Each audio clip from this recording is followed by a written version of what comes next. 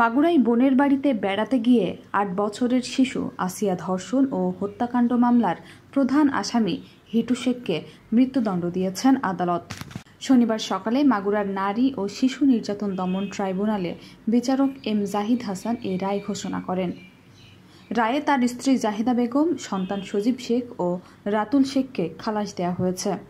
মামলার রায়ে অসন্তোষ প্রকাশ করেছেন শিশুটির মা ও মামলার বাদী আয়েশা বেগম।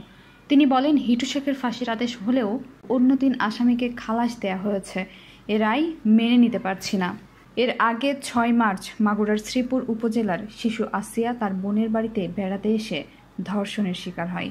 ৭ দিন মৃত্যুর সঙ্গে পাঞ্জা লড়ে ১৩ মার্চ ঢাকার সম্মিলিত সামরিক হাসপাতালে মারা যান। ১৩ এপ্রিল মাগুরার মুখ্য বিচারিক হাকিম আদালতে অভিযোগপত্র জমা দেন তদন্তকারী কর্মকর্তা ও সদর থানার পরিদর্শক মোহাম্মদ আলাউদ্দিন। ২৩ এপ্রিল অভিযোগ গঠনের মধ্য দিয়ে শুরু হয় বিচার কার্যক্রম। সাক্ষ্য গ্রহণ শুরু হয় ২৭ এপ্রিল। এ মামলায় রাষ্ট্রপক্ষে সাক্ষ্য দেন ২৯ জন। ছুটির দিন বাদে টানা শুনানি করে ১২ কার্যদিবসে শেষ হয় বিচার।